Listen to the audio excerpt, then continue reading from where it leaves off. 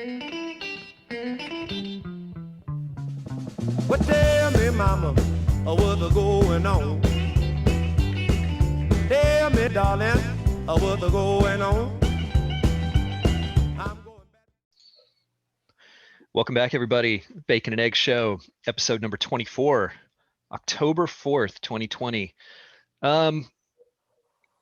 Early morning show, guys. We're all tired. It's coffee's kicking in. We're waking up, but I think we're pretty tired of also what we saw on display by the Texas Longhorns yesterday. 33-31 loss to TCU at home. We can go back over all the numbers and everything that were described in the broadcast. What is this? Texas has only beaten TCU twice since they've joined the Big 12 in 2012. There's a lot that we're going to get into. We can really, we're going to break this down quite a bit. But I mean, where are you guys at this morning? General thoughts, feelings on the direction of the program, all those kinds of things. Let's just dive right into it. Jay, hey, Mike, thanks again for coming on with us on the Sunday morning, bright and early. We appreciate you and your insight as always. So absolutely. Thanks for coming on with us today, man. For sure. For me, the first thing that pops off the page about this football team, about this Longhorn football team, they still don't know. The team has no identity. The program is without an identity. They don't do anything well. They do some things okay. They show flashes of brilliance. Mike, why don't you take a dive into your initial thoughts? I just wanted to say off the top, like, that to me is where I am on this team. Like, nobody knows. They don't know who they are. What do you think, Mike? Yeah, as a proponent of someone that's been on the show saying this could be an undefeated season, we're one miracle away from being 1-2 right now. So just let that sink in. I think the first one is this team is undisciplined. So you look at it, it just seems like every drive there's a penalty. I think we had 14 penalties yesterday, and that is on. Yes, I get it. The players are on the field, but that is on coaching, and that was something that Tom Herman promised that we would be better at. Is because Charlie Strong, we had the same issues. So these issues have been here for the last 7-8 years of just being heavily penalized team and costly penalties. I get the officiating was. I don't remember the last time I've seen the worst officiated game and for Texas football. But I mean, even beside that, you still had a chance to win the game, and you can't ever, you got to battle through adversity. I mean, that's one of the first things you learn when you start playing sports is sometimes things aren't going to go your way, but you can control some of this stuff by not, by being more disciplined. And so I think that goes on Tom Herman, and I'm a little frustrated, obviously, with the outcome of the last two games. The miracle comeback was, maybe a free pass for Herman, but now I go back and look at that game against Tech, and I'm thinking, man, like, is this team even have a ceiling of 8 wins this year? And that's a little bit concerning. When you look at the positives on this team, and when you think back about when we previewed the team this year and a potential 9-win, potential undefeated season, the only bright spots are Sam Ehlinger, who we are completely wasting this year. Jake Smith looked pretty good. I know he had a big drop yesterday, but I think he's going to be a pretty dynamic player. Christian Jones at right tackle is going to be your future left tackle. He looks really, really good. And then on defense, you only have the 3 guys up front. Osai had an amazing game yesterday. There's 11 tackles, 3 for loss, a sack. Just did everything. And then you look at the 2 big guys in the middle. Taquan Graham has really come along. That's a positive. And then Keandre Coburn had 10 tackles yesterday. And I don't really think the defense was that terrible in the second half. I mean, they only, I think you had a chance to win this game. The offense could have put up 40 points too if you don't fumble the ball on the 1-yard line there at the very end. So I think what it comes down to is just really what we thought we were going to go into the season with, which was an experienced secondary, is just not there. There's so many mistakes. And then linebacker, the depth issues are just glaring. the penalty on Juwan Mitchell really hurt, and then also DeMarvion Overshown getting a little banged up. It just was not. It was just there for the taking, and it's just disappointing right now that you would think that you have a lot of strengths on both sides, and they're just not there. So, what do you guys think?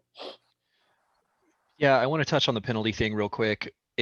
There were some shades of that Oklahoma State game under Charlie Strong Oh yeah, at DKR, whatever year it was, the one where the ref bumps into Charlie Strong and then throws a flag on Charlie Strong for like contacting the official, and then the phantom defensive holding calls and all those kinds of things. But that said, like that game was like a pretty egregiously called game against Texas. I feel like the officiating was terrible, but it was terrible both ways. I mean, TCU had more penalties than Texas, more penalty yards. I mean, I know that's just the number aspect of it. The timeliness of certain calls made things difficult, but I think you're absolutely right, Mike, in that you kind of have to, that's kind of becoming a convenient excuse for people today. And it was last night about just kind of like, oh, well, the refs screwed it up. No, Texas had this game. This was a winnable game beyond what the officiating did. And it's frustrating. I also want to hit on the Juwan Mitchell thing. He is an absolute liability on this defense at this point. He was before the targeting call. And honestly, I don't know how you start that guy going forward, because the defense actually looked better without him in the game. That's when they kind of started to tighten things up a little bit. And at least in, just perception wise, it looked like the defense was playing better, especially in the middle with Juwan Mitchell out of the game. It's too bad, but it's just, it's the nature of the business. But guys, let's Hey, Kerry, I wanted to touch on something else real quick on that. Yeah. I thought I don't know how to pronounce his name, but 57, the linebacker that came in after Mitchell was Corey Jaquez. Yeah. Jaquez. While he was out of place a couple of times, but I think with some more playing time, he looks like a guy that plays with his hair on fire. He made some walk on, yeah. So I mean, exactly. So you're not expecting that guy to come on and be a world beater.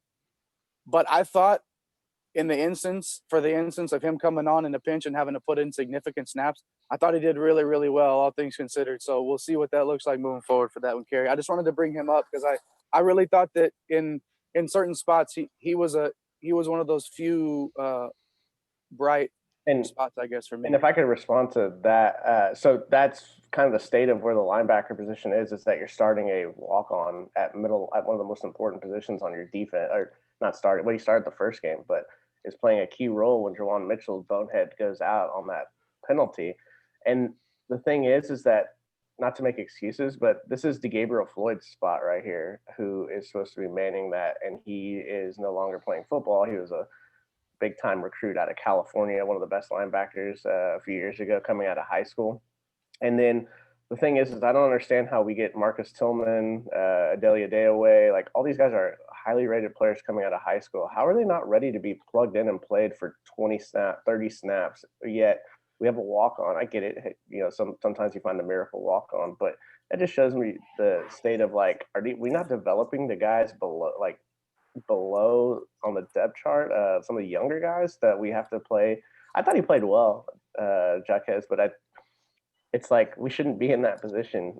So exactly. I know that's something we've kind of touched on here a little bit. I'd almost argue that even the players higher up the depth chart aren't getting developed properly. We mentioned on here before about, you tune in on Sundays, you see Malcolm Roach starting for the New Orleans Saints and making plays, but that was a guy that, I mean, he showed flashes. I know he was banged up a little bit at Texas, but like Charles Omeni, who's starting for the Houston Texans, that's a guy that, was a rotational player basically when Tom Herman, took over. I just don't I don't want to get us too off track here, but like the development's not there. I don't think it's there across the board. It's almost like players are having to, like, Sam is doing extra work outside of what's happening at Texas to get better. And that, while you appreciate a guy taking the extra time and doing all that kind of stuff, that shouldn't have to be the case. Like, These guys Well, should be it's getting like, developed by the coaches at Texas, and just it's frustrating. yeah, We're not seeing it. Joseph Osai it's almost like he's excelling in spite of the Yeah. coaching instead of because of it, because he looked really good. And I thought Coburn was the best player on the field at times last night. So that's a really bright spot. But man, Kerry, What about well, Caden Stearns? Like Caden Stearns is completely regression? regressed. Completely. Jalen Green, Yeah, Anthony Cook. Man, Green Like, these was are not guys good that last flashed night. as freshmen and we're highly rated. They're some and of the highly best rated. players in the state. It's like they're And coming in and forgetting how to play football all of a sudden. Like they have all this game tape in high school that shows they make these athletic plays, instinctive. They're playing without thinking, and then they get to the University of Texas, and all of a sudden there's this need to overdiagnose and overthink and do tackle like this and throw myself this way and not, BJ Foster. Oh, I mean, that's what's so frustrating. Like, we can go down this roster and look at guys that are now upperclassmen that are Herman's guys and point out how much they've regressed or not developed or all those. And then some of them will probably play really well on Sundays here in a few years. Yep. So. Yeah. Jay, I know you did a little bit of play charting yesterday and in watching this game. I don't know if we have so much that, it was a long game yesterday. I don't know if we have too much of the time to go play by play, but let's kind of hit generally here on like the big off-season story was Tom Herman's replacement of assistant coaches, replacing the coordinators. We talked about this on our preview show about which coaches, we wanted, what we were excited about, what we wanted to see. Let's talk about the offense. What did you pick up from charting plays yesterday? And Mike, from watching the game, everything, Mike, were you at the game yesterday? No, it was actually one of the first games I missed, and so it's like the sixth game I missed in 25 years. So I actually take blame for the loss. Well, see, if we would have known that. Yeah, we could have started the show a different way, man. I wouldn't even have turned the TV on yesterday. I would have. Thank God I wasn't there, man. Jay, I know you play charted yesterday, but damn, man, I don't even want to rewatch this game, but I have to. It's just in my nature. But what do you got for us, Jay? No, listen, there's no reason to dive into this too deep. I picked the wrong game to decide to sit down and chart every play this week. It's very simple. You have one of the most dynamic players in the country at quarterback. And at no point in this game did you say, hey, Sam Ehlinger, you're the man. Go do your thing for any amount of time. There were a couple of series there where there were some designed runs. You could tell I was like, all right, they're going to get him into a groove here. It's good. And then they just completely go away from it. And the cherry on top was the fumble on the 1 yard line. And I know they've had a couple explosive runs with the running backs. He was tired. Excuse me, but yeah, you've got the guy right there. Like Sam is the best player that you have by a long shot, man. And on the 1 yard line. And even on that, you've had Rashawn Johnson, who was getting 7 yards a carry yesterday. And I think he only ended up with like 8 or 9 carries or something like that, but he was having a good day.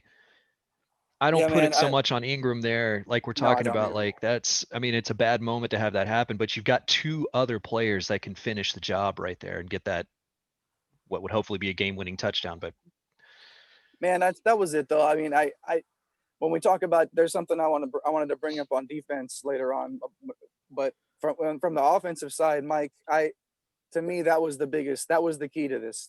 Yeah, I think the biggest thing for me on the offensive side is it could be a couple of things, honestly.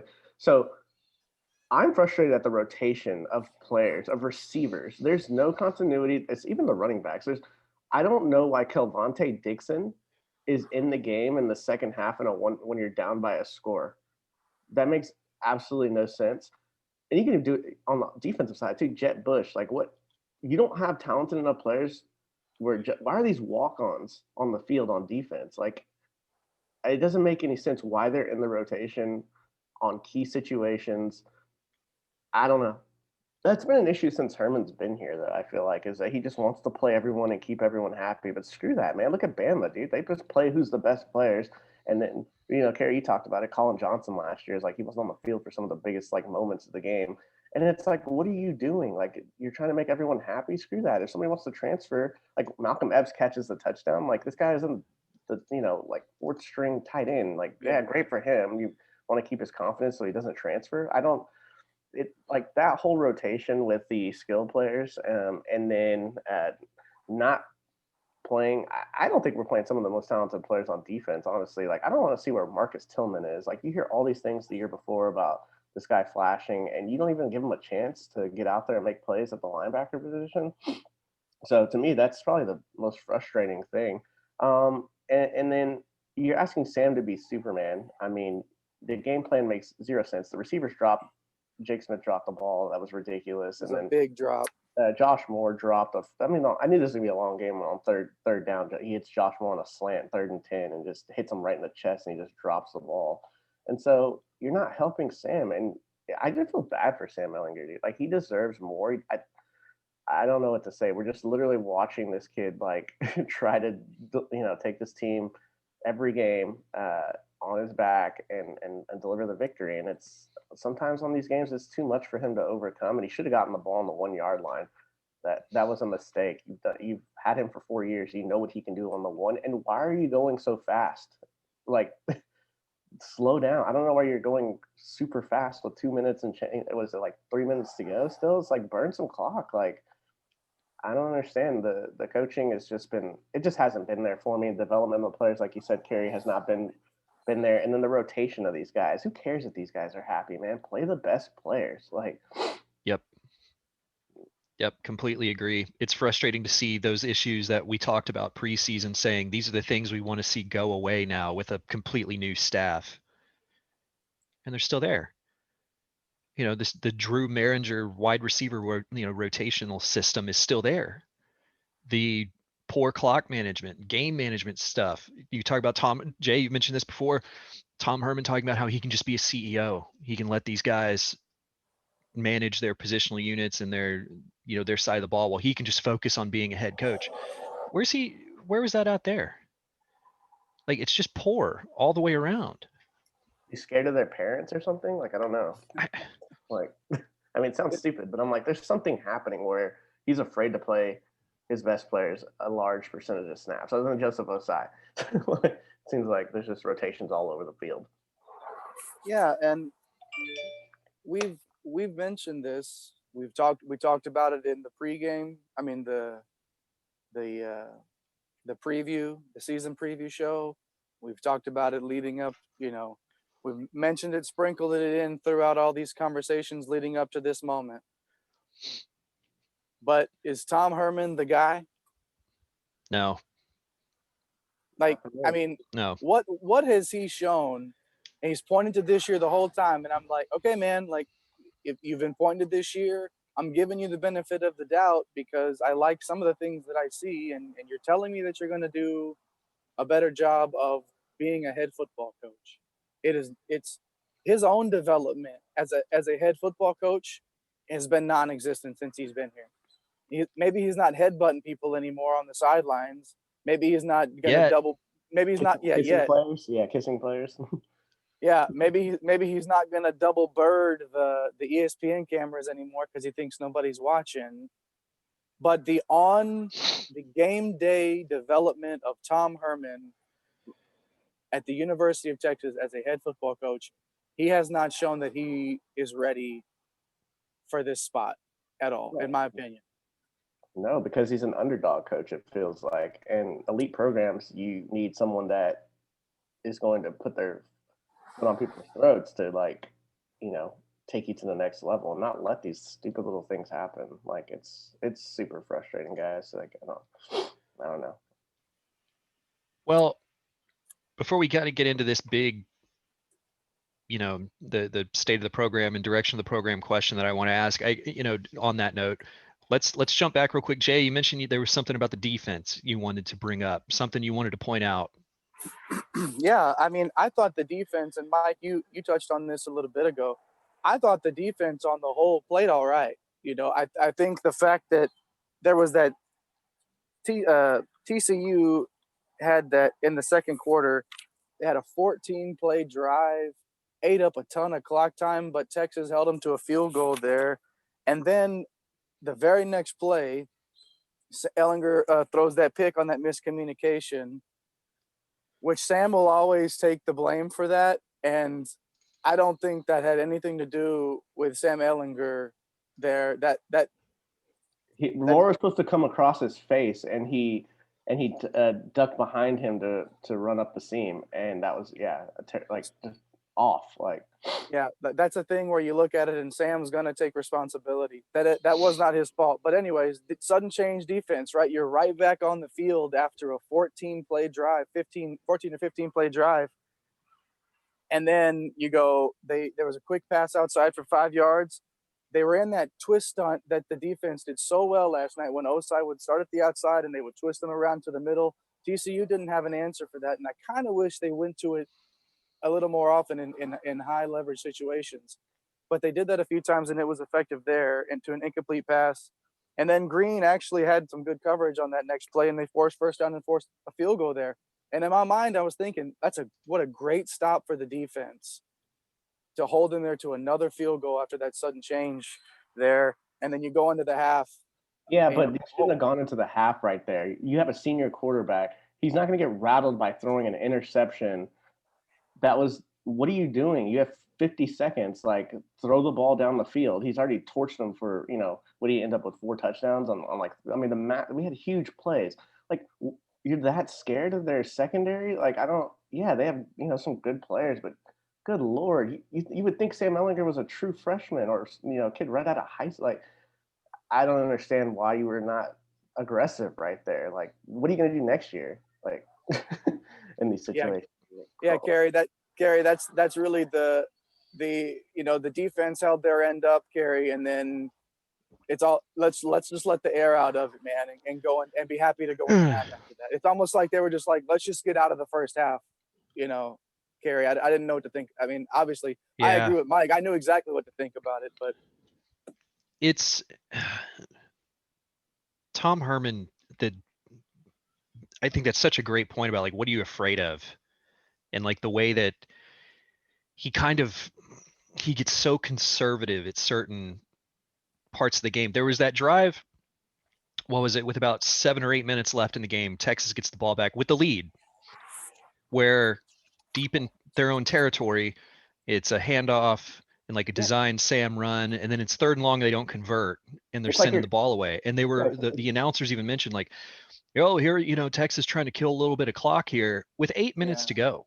Yeah, that's, oh God, like, it's so scripted sometimes. It's I'm like, man, I wish I played defensive coordinator. I wish I was a defensive coordinator for some of these teams. I'm like, oh, Sam threw a pick. Like, he's not. I'm like, dude, come on. He's one of the best quarterbacks in the program's history. Like, how do you not at least attempt to get a field goal there? Dicker can kick a 50-yarder. Like, all you needed to do is get one big play and a couple of small ones. You can spike the ball, and that might have been – I don't know, man. It's just when you just watch the clock management and everything, and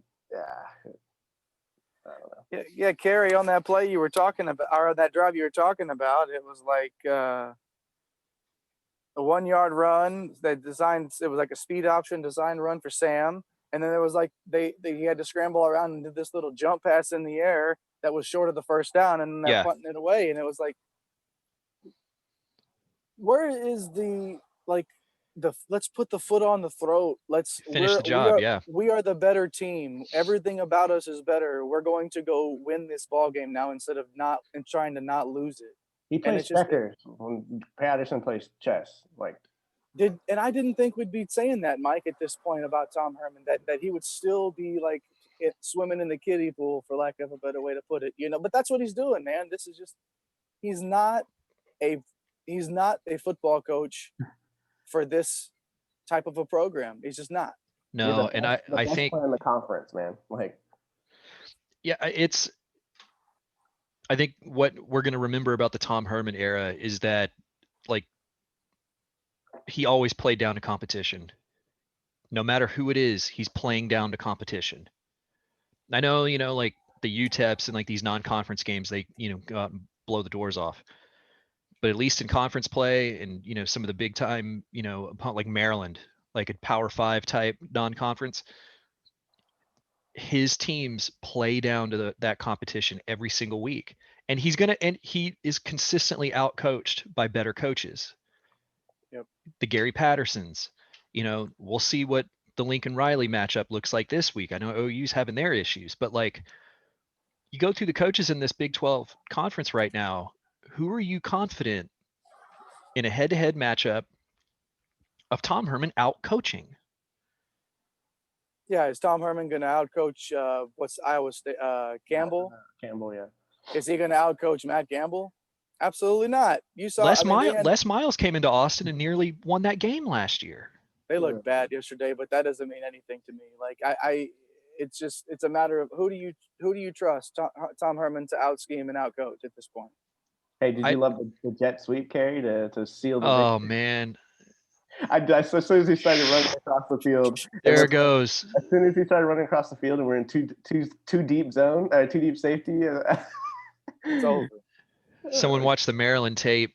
Like, well, it's not hard because nothing's changed. It's like there's new coaches, and it's like the same undisciplined. They still can't stop the same plays that have been killing them since he started coaching here. It doesn't matter. It's just, anyways. Go ahead, Kerry. I know you wanted to.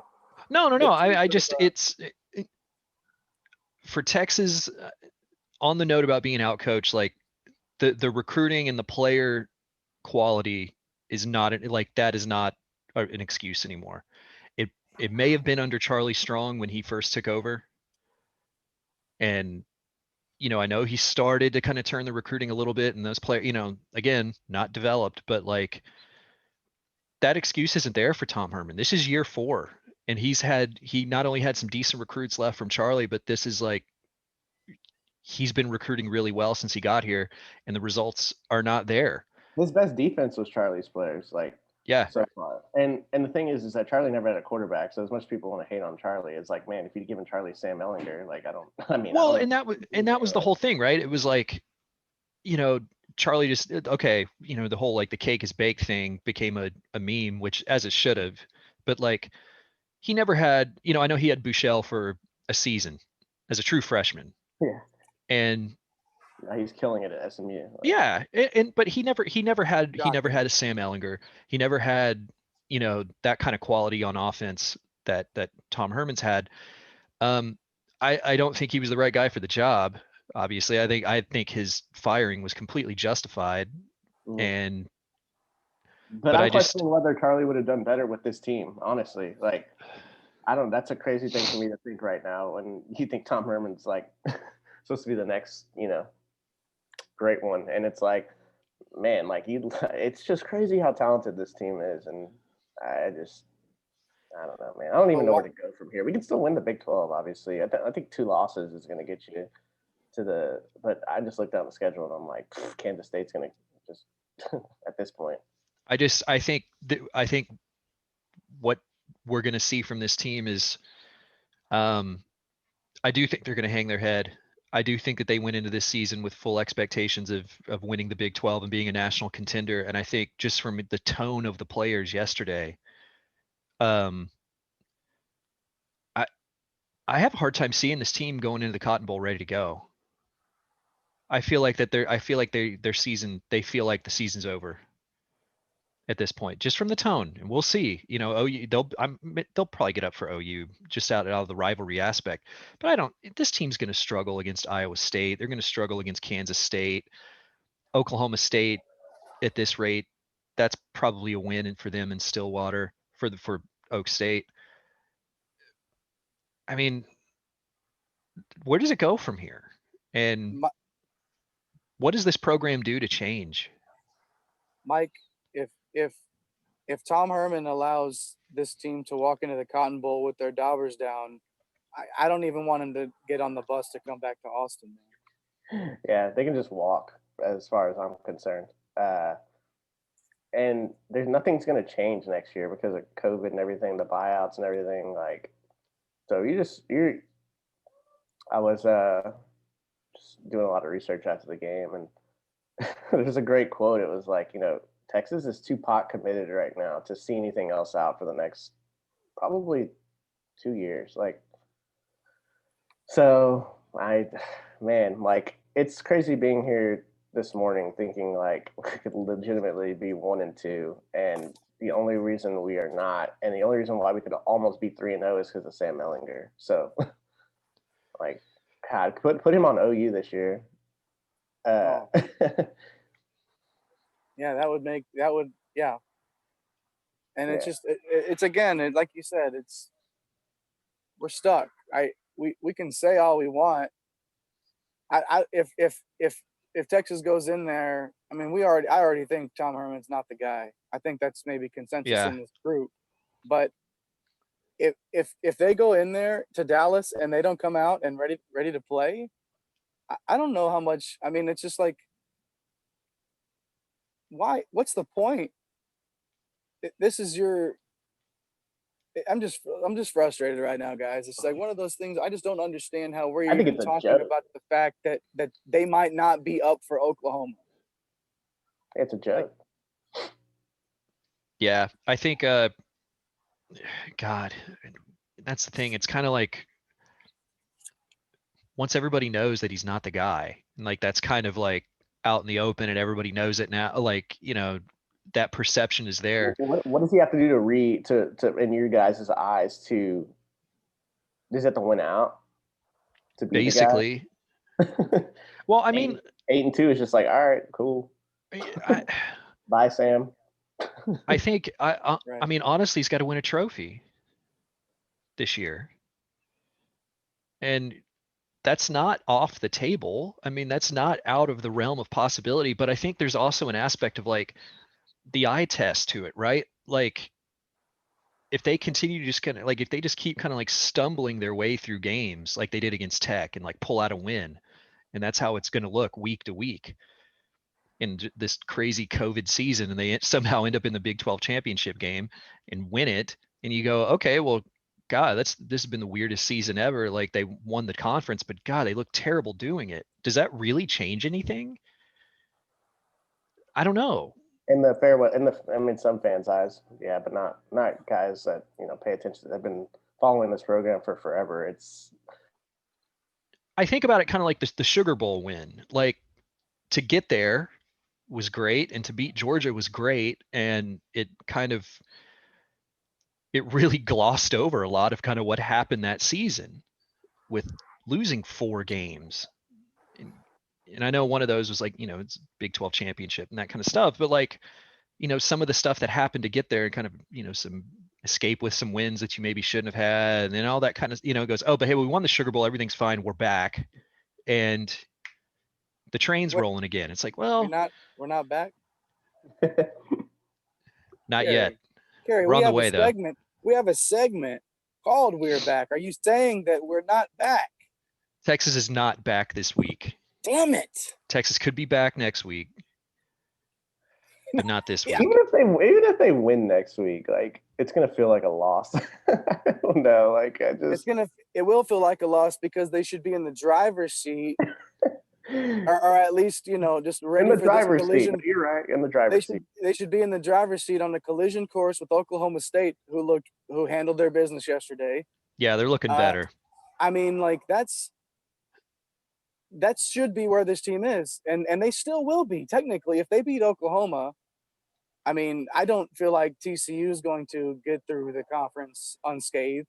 No. So I mean, if it could feel like you go into Dallas and you get a win, you have to obviously, but if they could come out of there and they look like they care while doing it, and they look like a team that wants to win. This team doesn't know how to win consistently. Tom Herman doesn't know how to win consistently. He lost games at his previous stops that he shouldn't have lost. He doesn't know how to put people away, and he is an underdog coach, Mike, like you said. So it's going to be very difficult for him to ever, I think, escape that. That sort of the program takes on the identity of the coach, and Tom Herman doesn't have an identity as a head coach. He doesn't even know who he is. So that until they figure that out, that's going to be, Texas is just going to keep circling. Yeah. Time is a flat circle. Yeah. Yeah. Well, we got a few minutes here before break, but on that note, Mike, I completely agree with you. I don't think Tom Herman's going to be gone after this season just because of stadium construction and maybe needing the money to buy out a basketball coach and, all those other issues that I just don't think like the cash is really there to just say like hit the road and hire a whole new batch of coaches. But what kind of coach does Texas, when that day does come, because I think if we all agree that he's not the guy, the day's going to come, whether it's this year, next year, the year after that, that Tom Herman's final, that he's gone. What kind of coach does Texas need to go and get? Let's go back and get Mac. Yeah, that upstart at North Carolina is playing pretty well. Yeah, that guy seems like he could do a few things if he's Yeah, really it seems like he can build a program. Man, I just look around the country. I don't know, man. Like, we tried the upstart coach. We need the guys at the upper echelon, man. We need to try to. I mean, I don't think Saban's ever going to happen now, but it was one point in time it could have happened, I think. And so I just think that we're going to have to see this out for a few years. He's got a chance these next couple of weeks to try and build some of this back and try to get some return on this investment. But as far as, if he's not the guy, I don't know, man. Like, I think you got to go after someone that's pretty established or like a proven winner. An Urban Meyer, you know what I mean? Like, yeah, gotta be somebody like that for me. I'm with you on that. Got to go get somebody that knows how to do it. There's no more learning on the job shit at Texas. It's got to stop. You don't learn on the job here anymore. Yeah. Go get the guy and win now. I don't care. Just go do it.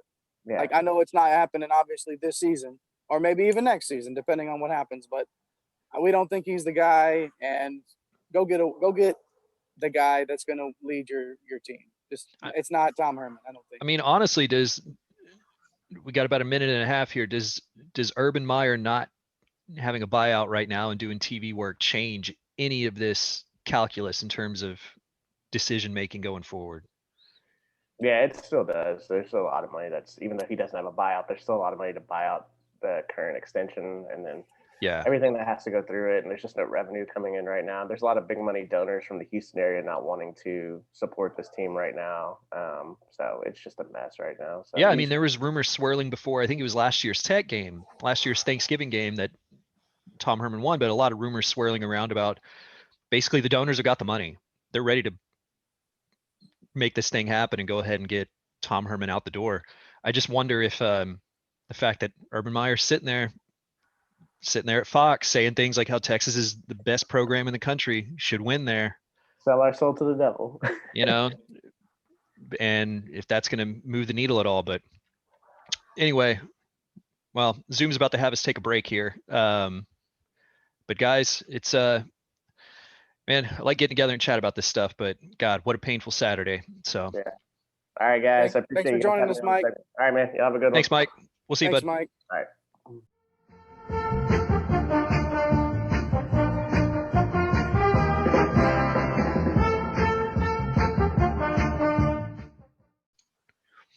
Welcome back, everybody. Bacon and Egg Show.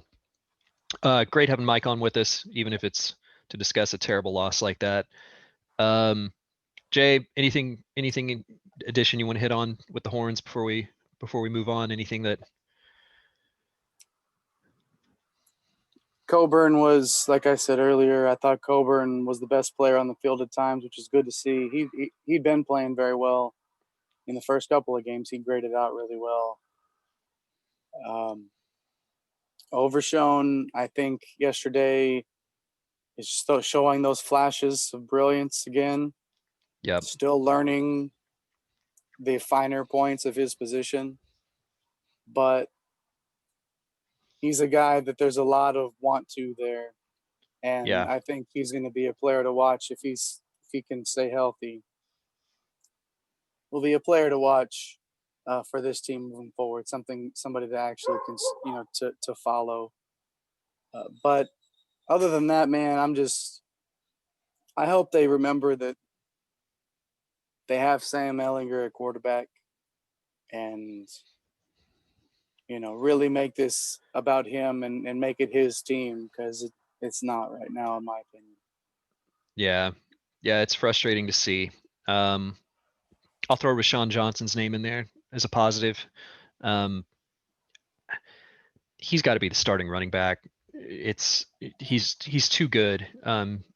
He's just a better player than Keontae Ingram at this point, and that has nothing to do with the fumble.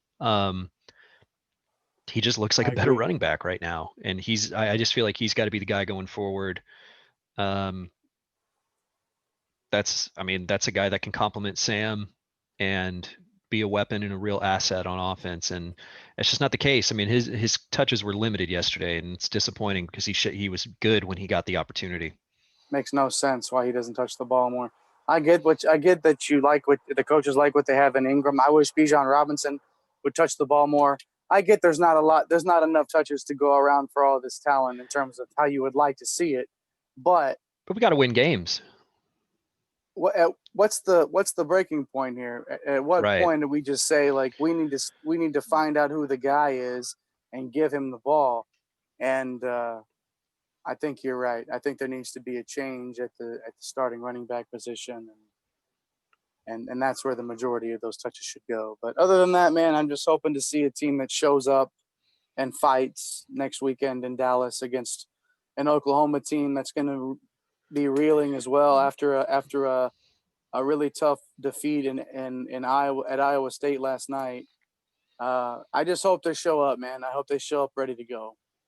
Yeah, we talk about, the whole wounded animal thing, and that's kind of both teams are going into Dallas as wounded animals this week, and it's going to be which one is going to respond. I think whichever one responds is going to be the one set up to kind of, Oklahoma's staring 1-3 right in the face, and that's something that they're not used to there. Something Lincoln Riley's definitely not used to. And does that Texas being 2-2 isn't quite new. It's not something, that Tom Herman hasn't dealt with. How does Oklahoma respond to it? If that ends up being the case, is a different thing. We haven't seen that. He doesn't have a Heisman Trophy quarterback right now at his disposal. Lincoln Riley doesn't. So, yeah, we'll get in. I know we're planning on having a Texas OU preview show, and we'll get into that a little bit further. But Jay, anything you want to say on that, or? Oh man, I just got to see better. We've got to see better from the coaches. We've got to see better from the players. It's still nothing about the culture of this program has changed. That like No. we have all been anticipating it should have, and the way that we really bought into this in the preseason, the way that we thought that it would have developed. So we'll see, man. It'll be interesting to watch the response next week, because it'll say a lot about Tom Herman as a head football coach to see this response next week. If there's Absolutely. anything worth salvaging from a Tom Herman era, we'll learn that in less than a week. Yep, absolutely. He's got a chance to go make it 2-2 against Oklahoma instead of being 1-3 in 4 years. And hey, he's just trying to go 1-0 this week, buddy. Okay, like let's just. That's true. That's true. All right. Trying to go 1-0 this week, man. Right? Like that's. Well, that's it's what he Sunday. says anyway. The clock is reset on yesterday's game, so we're not 0-1 for the week. It's a new week. It's a new week. So, well, let's pack that up and move on from it. Let's get into some of the news that's kind of coming across this morning with the NFL. Everybody's probably heard at this point about the multiple. What are the Tennessee Titans up to now? 15. The last I saw, something like 15 players and staff in the organization tested positive for COVID. Their game against the Pittsburgh Steelers was supposed to be played today, but it's been bumped out to week 7 or 8, something like that, to kind of compensate for whenever the bye weeks are for both Tennessee and Pittsburgh. Mm-hmm. It seemed like everything, okay, that was sorted out. Let's play the full slate otherwise of NFL games this week. That was until Cam Newton, quarterback of the New England Patriots, tested positive. People within the Kansas City Chiefs organization tested positive, and they were supposed to play tonight. So that game has been postponed. Jay, have you seen anything official on the rescheduling of that game? I know yesterday, Monday and Tuesday were the days kind of being thrown around for that to be rescheduled. Have you seen any update on that? Or No, I have nothing new yet. I think it's everything. It's as fluid as possible, as they say. Everything is fluid at this point for them. But are we encountering? I mean, this is sort of what we thought was going to happen, right? When you don't have a bubble, like this is sort of when we look at the way that the NHL pulled it off masterfully, the NBA is finishing up, which LeBron is, we've been talking about this since we started this show, that the Lakers were the team to beat, and they're showing it. When you have the best, to a slight tangent, when you have two players on the same team that at any one point you could say that's the best player in the world, right? You're probably going to win a ring, But anyways, the NHL and the NBA have pulled it off masterfully, and we question the NFL's ability to be able to do this without a hard bubble. And it looks like, Kerry, that they're not going to be able. They wouldn't be able to make it through this season without doing that. Are you hearing anything in terms of what might be coming down the line here? Because as many cancellations as have already happened, what are you hearing? Yeah. So just to get caught up a little bit, we mentioned the New England Kansas City game. That's still in flux. We don't have anything on that.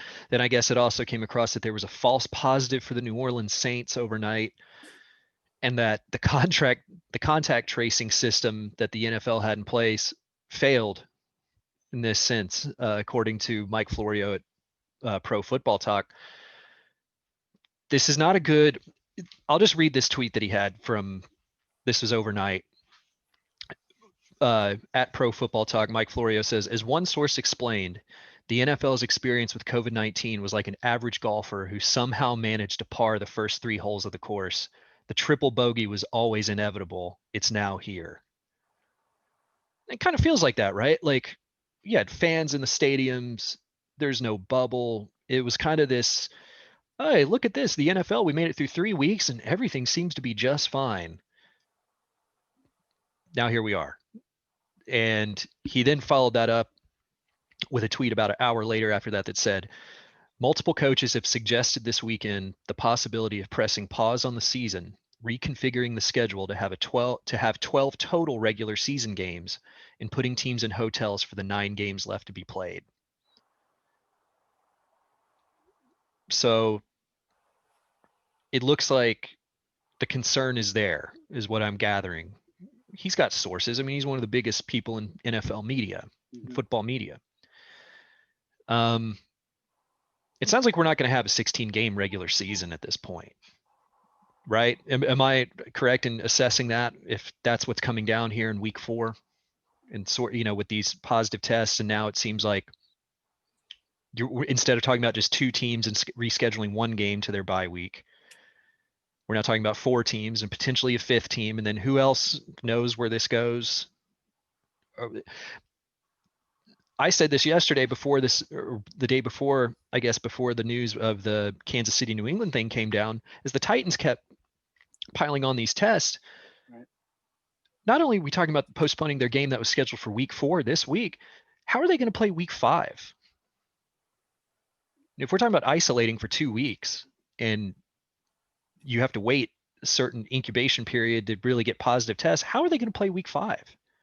They don't have another bye week to plug a game in against somebody. I think the only thing that they have going for them is there's nothing else being scheduled in these NFL stadiums right now.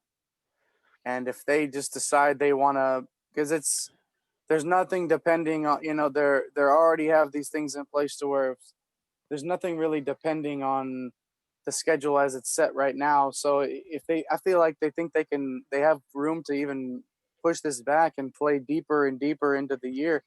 We may see, like, if they're not careful, we may see like the NFL in March. Like, this is one of those things where they'll just push it back until they get a winner. The NFL, if they were stubborn enough to think they could make it through a season without a bubble, and do and up to this point, you know, they had but like you said, you knew it was coming. So if you thought if you know, we can see that they were already stubborn enough to think they could make it without a bubble. They are going to put their head down and finish this season, no matter what happens. It's just that's what the NFL does. And you know, we thought when we were talking before the pandemic had, I don't even know how I can say that because before people decided that we could start doing things again in the middle of pandemic, I guess. And the NFL I didn't think the NFL was going to get to week 1 as quickly as they did. I thought for sure it would be delayed. And then but the NFL, they just put their head down, just like Major League Baseball did. We're going to play this. We're going to put our head down. We're going to get through the Cardinals not playing for 17 days.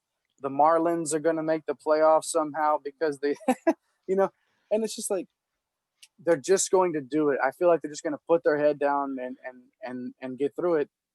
But how they have to go to this bubble, right? That's the only way. That's the only way, I think. I mean, I think the only way for them to finish this season, which I do completely agree with you, they're going to find a way to finish this season. I don't know if they're going to let it go into the spring, to be honest. I think they're also going to run into some issues with the NFLPA in terms of, you know, you put the spring out, you put the game into the spring. It's kind of like the conversations we've heard with college football about like the Big Ten or Pac-12 initially talking about playing in the spring. Well, then what do you do in the fall? You're going to bring those guys back like 6-8 weeks after a season ends, right back into camp. NFLPA is going to have a huge problem with that. Mm-hmm. College players, they don't have much of a say, so it wouldn't have mattered all that much. But like, I think they're going to find a way to get this season done before the end of the year.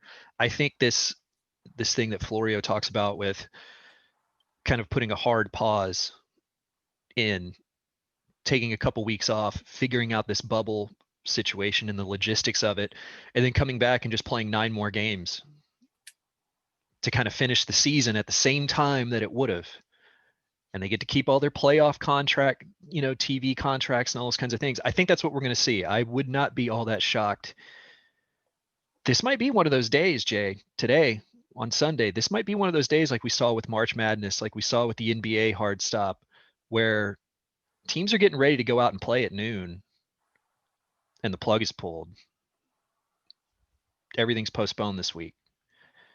And as we're recording here, it's a little bit after 9 a.m. in Central Texas, but does this seem like that kind of, like it's heading that way? Oh, it definitely could. I wouldn't be surprised if we saw that. And I wouldn't be surprised if by the time this show is posted that we actually hear that news. But would I be surprised if the NFL again put their head down and just say, hey, let's play these games today because all these teams are already here. They're already ready to go. They've passed they have negative tests, blah, blah, blah. I'm not saying I agree with that, but I'm saying like we still might see some football today. But I wouldn't be surprised if they canceled it altogether. And Kerry, I agree with you.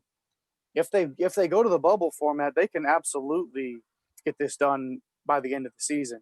But if they don't, if they decide that they're invincible, like they thought they were going to be able to skate through it, like they did originally, then that's when I mean, like, because they would have to extend this out until whenever. But I agree with you. If they go to the bubble, they'll get it done. Well, it's interesting kind of thinking it through this morning and seeing this, you know, these updates and this, you know, the Houston Texans are scheduled to play the Minnesota Vikings today, who played the Tennessee Titans last week. And I know that the Vikings have been testing negative and all those kinds of things. Today was the day that that Houston was supposed to be allowing 15,000 people into NRG Stadium for this game. I have a difficult time thinking that there's not somebody at the NFL offices going, we need to think about this quickly and make some tough decisions here, because you've already got 4 teams and a couple of those are Super Bowl contenders in your marquee programs in this league. I mean, God, the New England Patriots, the Kansas City Chiefs, and then, you know, the Pittsburgh Steelers, and the Titans, who were in the AFC title game last year. I agree. Like, I think they probably the games probably happen today, but then those teams are going to be a game back. You got to find a way to still, if they're talking about a hard bubble, I think they got to call this thing before the noon kickoffs to where everybody's on the same page. There's no competitive disadvantage and all that kind of stuff, to where they can sort this thing out. It just, and how do you allow fans in the stands kind of knowing all these things at this point? Again, here we are. We've talked about these things for months, but here we are. It's going to be an interesting morning as we'll wrap up this recording this show. We'll get it processed and get it loaded. Like I said, I think we'll have a decision on that before this show gets posted this morning, it should be up before noon. But either way, we'll know. And I think you're right, Kerry. If that sort of is already being floated out there, I think it's bound to happen. So yeah, we'll I think see, I think that leak of like sources are saying we're looking at going, like, that's a lot of detail for just saying like, hey, they're looking at shutting it down for a couple weeks. That's some pretty. Yeah. And for it to come from Florio, like you were saying, a well-respected guy who's well-connected to, within sources within the league office may have just said, hey, Florio, here's this, put it out there. I mean, he's that well-respected, so it wouldn't have surprised me. It wouldn't surprise me, but man, it's just almost, I want to say the word brazen that they thought they could get through this without a bubble. But again, it's the NFL. It's the shield, right? Like It's the shield. Yeah. Right. I mean, so, oh God. Well, and I also think this is a little bit of canary in the coal mine for college football too. We've been watching these last few weeks. We've seen fans in the stands, some stadiums with more than others. I didn't see it, but apparently the crowd at the Georgia game last night was a little over what the capacity was supposed to be, kind of thing. shocking. And you just wonder how long this is all going to keep going. I mean,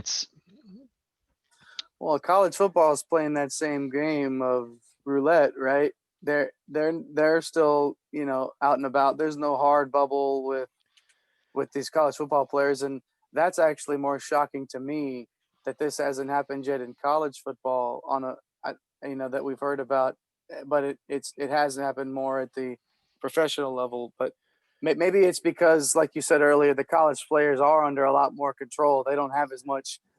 They're not under a bubble, but they know that they have a lot more to lose. Those guys under contract with the NFL, they're already getting paid. So to that degree, I guess maybe it makes more sense that the college guys are taking it more seriously. But I don't know, man. This is a ticking time bomb we're sitting on here, and hopefully the NFL can make a decision that can help, because I want to watch it. I want there to be an NFL season. It has to be done the right way, though. Yeah, for sure. Well, let's move on to a little baseball talk here. We've been talking about this frustrating Astros team for a couple months now, and here they are. We're on the night before the American League Divisional Series against the Oakland A's is set to go.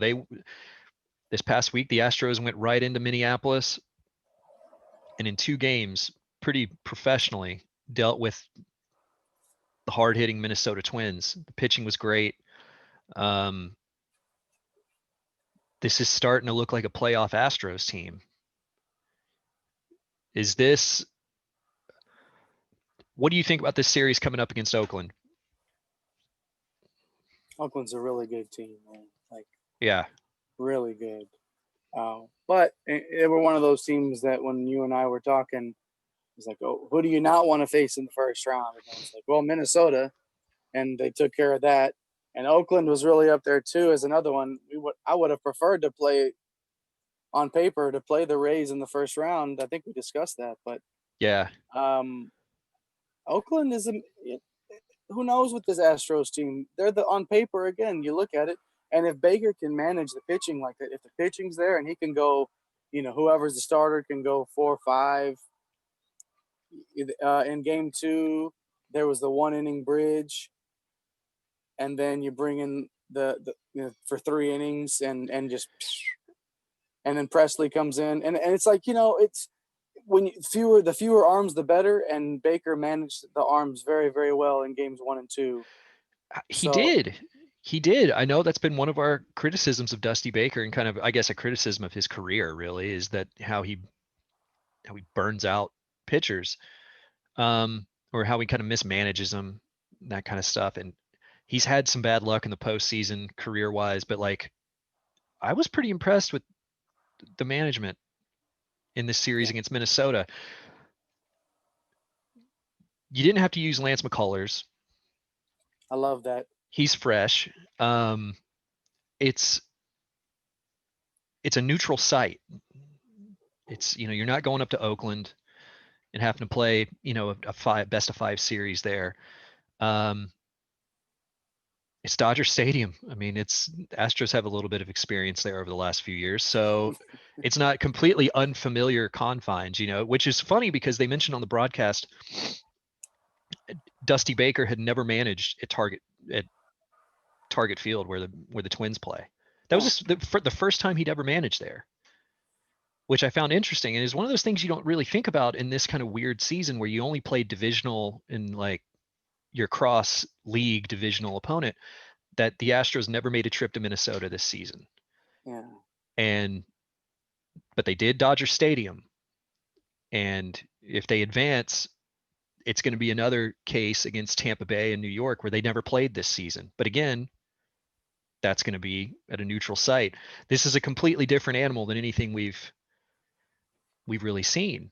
But I don't know. I've been down kind of on the Astros this season. I think rightfully so. They've been below 500. Yeah. But you almost get this, just watching that Minnesota series, you almost get the sense they're starting to wake up a little bit. You're starting to see the character come out, the chip on the shoulder, and some of that swagger that I think they lost because of the scandal and all those kinds of things. I think you're starting to see them turn into themselves again. Sure hope so. But, when Carlos Correa comes out after they close that series and he's post-game interview, and he says, I know people aren't happy we're here, but what are you going to do about it? What are you going to say now? We went to Minnesota, swept them, and now we're going to the next round. So what are you going to say? Like, I know you're not happy that we're here to deal with it. That is the kind of Astros lineup and clubhouse period that needs to stick around for the duration, however long they're in this.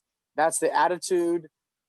Hey, it's us against the world. And they knew that going in. They're public enemy number one. Yeah. They're the biggest beneficiaries of there not being any fans in the stands. We know this because they would have gotten booed mercifully wherever they went all season long. The playoffs would have been even more intense. And they have this opportunity now to just go in, walk into this bubble that MLB is creating now at this point in the playoffs for the controlled environments, the neutral site stadiums, to just do it. Nobody thinks you're gonna. You had the losing record going in. You suck. You were cheating. Now you're stressing because of that. Nobody's hitting well. Nobody's talking like that about Cody Bellinger, who hit like 230 this year. Some of these biggest names in the league that are usually that hit 300, perennial MVP candidates, were awful this year. Yeah. You got a bunch of them on the Astros who struggled, but they found a way to get into the playoffs. They have an attitude. They have a chip on their shoulder right now. And we said this last week. Nobody wants to face this team in the playoffs. Nobody. Minnesota felt the wrath.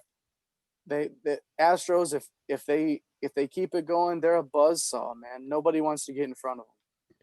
Yeah, there was something interesting that Dusty Baker said on that note about batting averages and those kinds of things when they were interviewing him during the game. about just the, a 60-game season. And he said, kind of paraphrasing here, but kind of said something along the lines of like, he's like, man, it took me 50 games just to get my swing right. Like just to get my swing going. It took about 50 games in a season to really get feeling comfortable and into a groove. Not saying that's necessarily what's like kind of going on with the Astros, but like we are talking about a 162 game season boiled down to this, where we're at now, and it's hard not to just look at lineup to lineup. Like with Minnesota's got a good team. They got good players, really good players. But you see it play out in the course of a game where you go, man, who's this guy they're bringing out of their pen, from Minnesota? Or like, look at who the Astros can call on in this moment. You kind of go, this was a team that was in Game 7 of the World Series last year. I know there's some big players missing from that. Verlander and Cole and Osuna and big people, people that played a big part in that. But this is still a team that was in Game 7 of the World Series last year. And you saw the experience play out in those 2 games in Minnesota. You saw the critical error by, was it Polanco? They're close to the end of Game 1. You saw the kind of fielding. They were tight. Minnesota was not ready to go. You saw the experience play out. Buxton gets subbed in as a pinch runner. Yeah. Gets picked off. Yeah.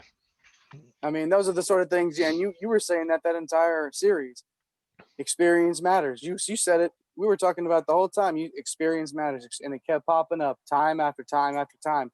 Experience matters, and now you go up against a team in the Oakland A's.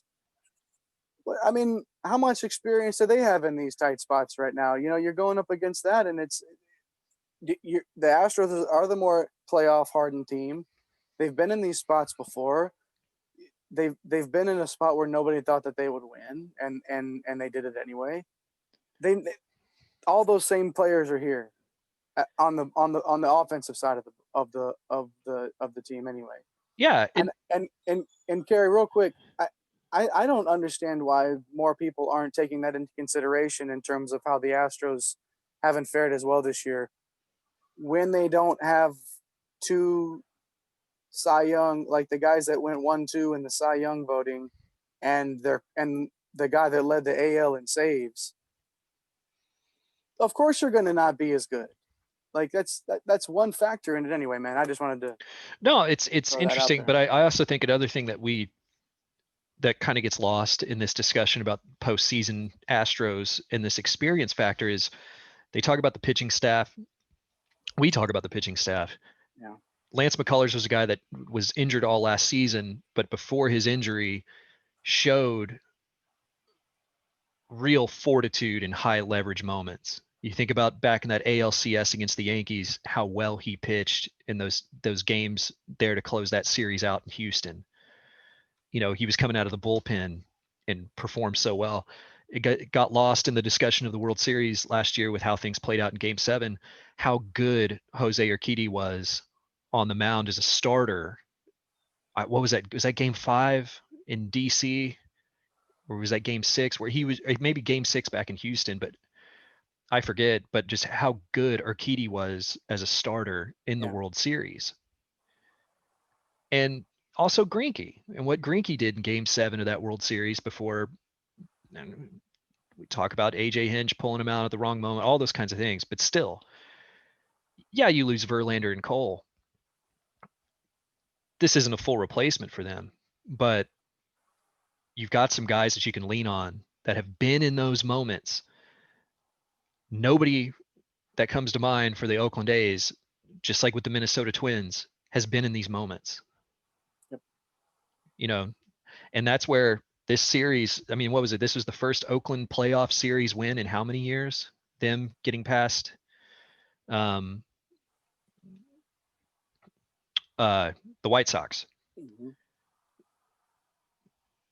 I don't know how long, but it's been a minute. I mean, they haven't been there before, and that's the whole. To your point, man, it's like It's there for the taking for Houston, man. I'm in an earthquake right now. It's there for the taking for Houston, and it just got to show up and keep that chip, man. The young pitching has continued to develop in this organization outside of Forrest Whitley, who I know we discovered was banged up this year again.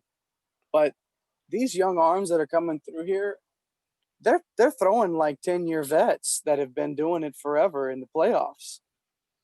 You don't feel like when those young guys that are either starting games or are coming out of the bullpen and you knew are going to give you 3 or 4 or 5 innings, whatever you need from them, you're not worried about them coming in big spots, because it's like they just show up and it's like they're made for this moment. And being a part of this organization has prepared them to be in this moment.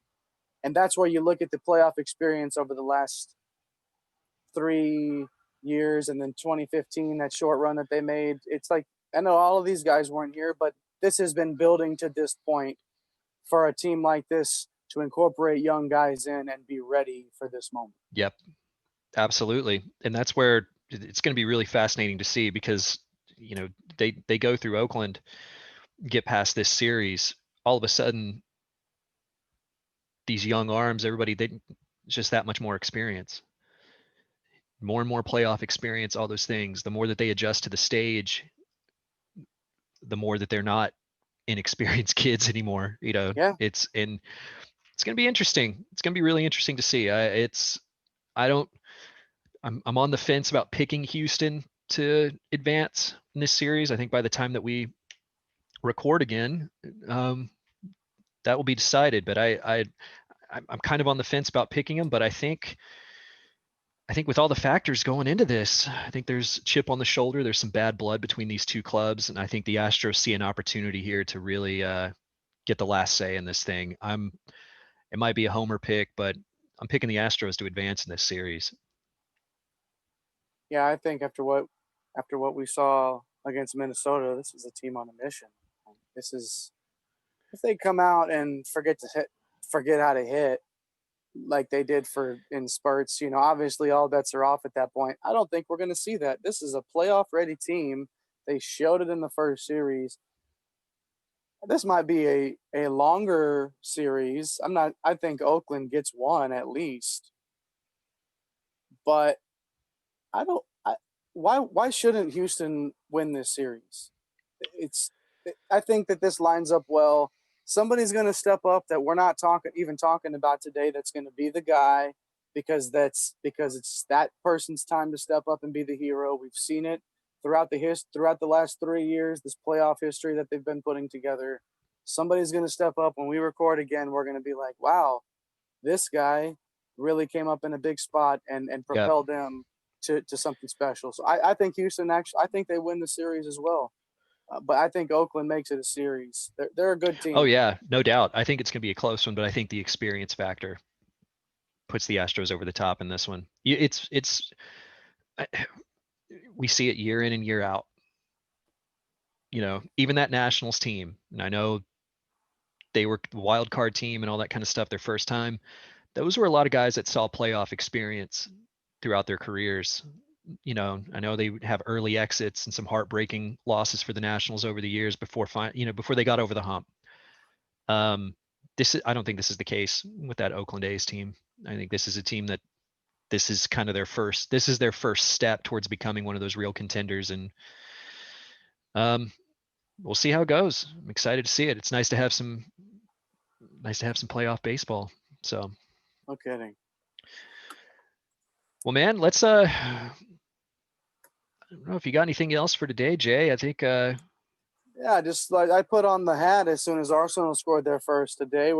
Arsenal are playing right now as we're taping, and oh yeah, what's that up to now? They're up 2-0 now. Yep, 2-0, 78th minute. How about that? So yeah, it's glad to see Arsenal on, playing like a Mikel Arteta managed team. We've been taping, haven't gotten to watch it, but I'll be interested to see who's come through for them today. So, but other than that, man, I don't really have much else. I'm glad we got to talk about the Horns today with Mike. Yep. I'm glad he was able to drop in with us on a sort of a weird. We don't usually record on Sunday mornings, but we pushed some stuff around this week and made this happen. So I was glad we were able to get Mike on for that, and some good Astros talk, man. Let's see what happens for the Astros this week, if the NFL can make it through without shutting it down, and let's see if we'll have a preview show before OU, like you said, but Yep. It's going to be interesting to see how that Texas team responds to this. Absolutely. I'm going to think about it over the week, and we'll get some picks in and discuss how that one's going to go. But yeah, man, it's been a good one. Yeah, let's see what NFL stuff drops today. I know we didn't really get into game preview stuff much, but I know it's kind of hard to get into game preview when you don't even know if there's going to be games here in a couple hours. So yeah, okay. So let's see how it plays out. But yeah, man, it's been a good one. Absolutely, good stuff today. We'll link up again here before the OU game. Get some preview stuff going on. So thank you guys for sticking around and listening today. We'll see you next time. Yep. Thanks, everybody. ATX representing. Fatal, baby. All in 06 on a Saturday. Can the drip and swing now?